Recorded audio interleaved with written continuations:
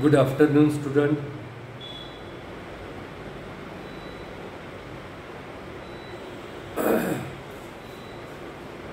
या पूर्वीच्या तासामध्ये आपण कराची 9 तत्वे किंवा कराच्या 9 कसोट्या पाहिल्या. या तासामध्ये आपण कराचं आणखी एक तत्व पाहणार आहोत, द कॅनन ऑफ इलॅस्टिसिटी. म्हणजे कराची आणखी एक कसोटी आपण या ठिकाणी अभ्यासणार आहोत. या पूर्वीच्या तासामधील कराच्या 9 कसोट्यांचा अभ्यास आपण केलेला आहे.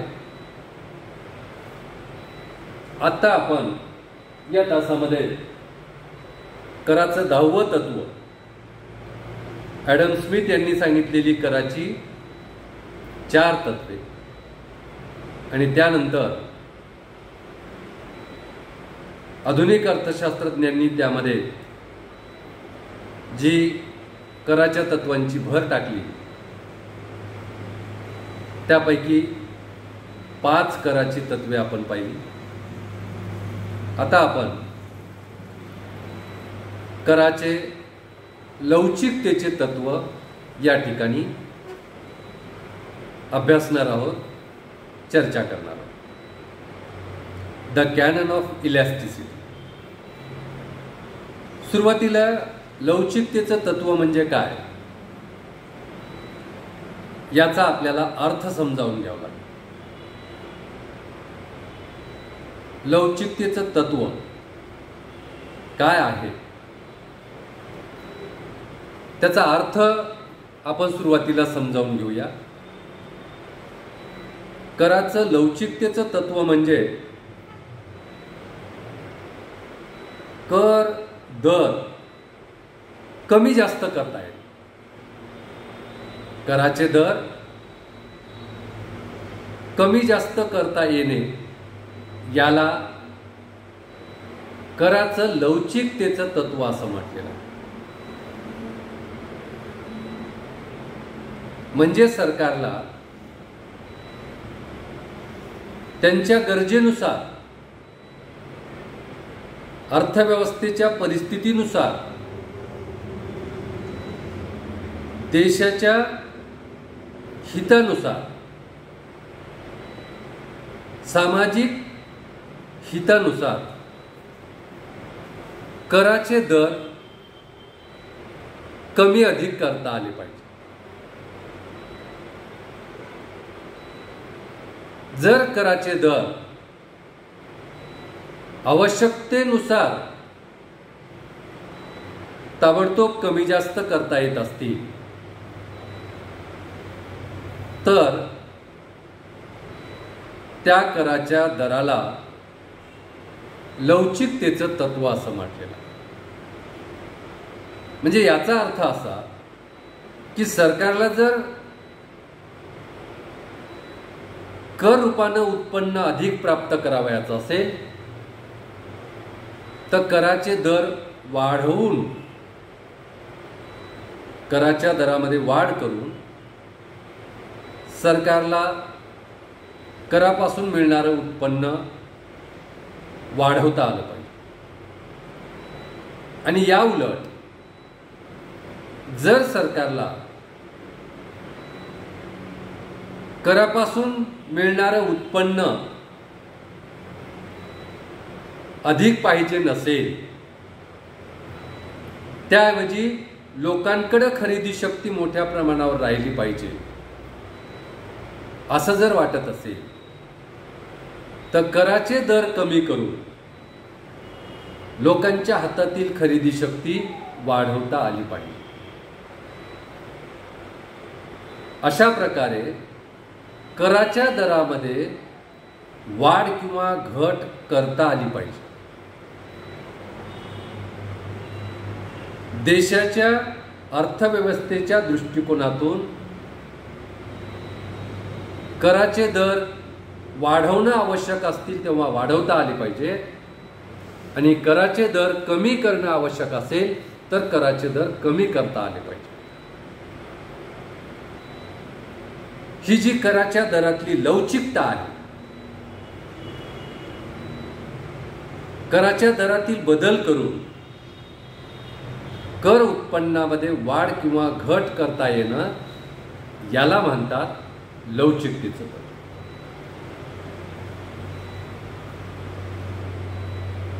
म्हणजे कर हे लवचिक असले पाहिजे, कारण सरकारचा खर्च हा पूर्वनियोजित असतो किंवा सरकार अगोदर खर्च करतं आणि त्या खर्च आणि उत्पन्नाबद्दल सरकारनं अगोदरच अंदाजपत्रकामध्ये अंदाज बांधलेला असतो.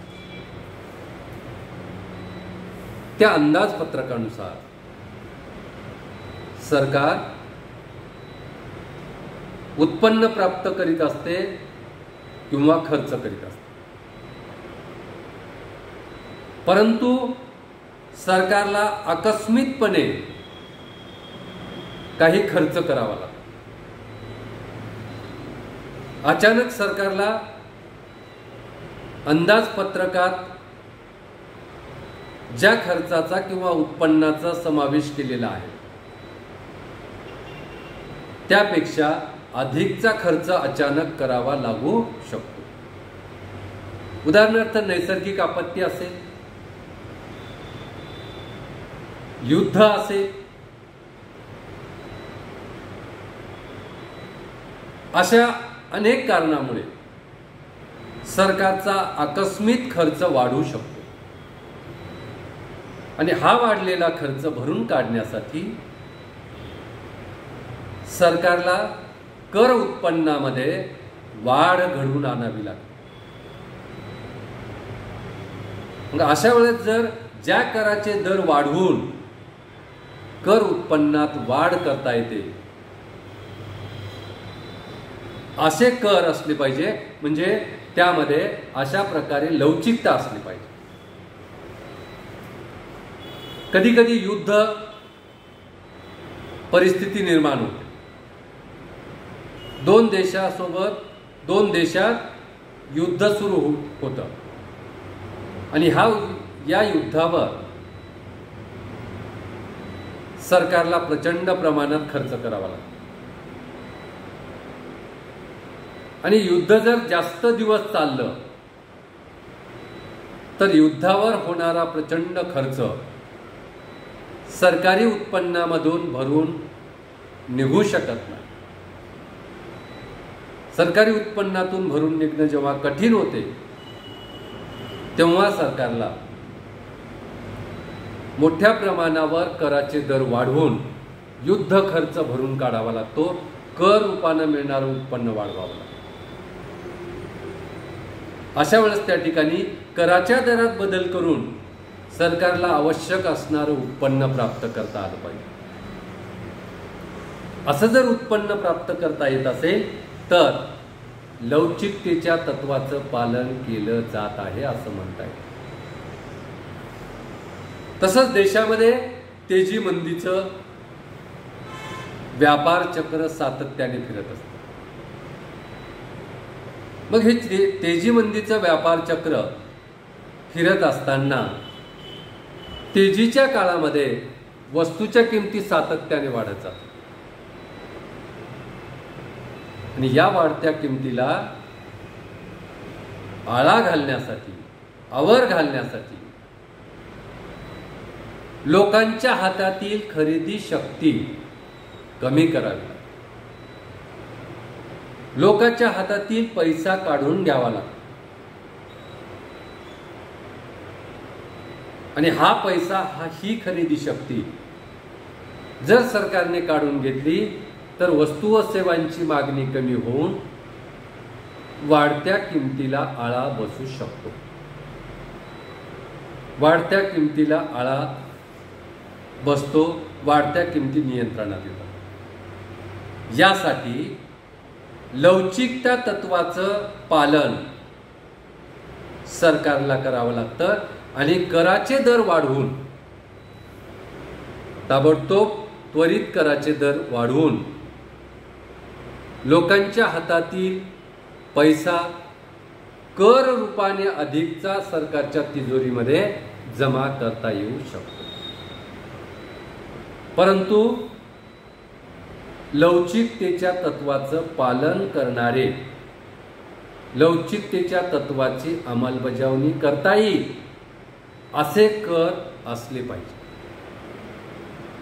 आणि याउलट मंदीच्या काळामध्ये अर्थव्यवस्थेतील वस्तूच्या किमती घटायला लागतात.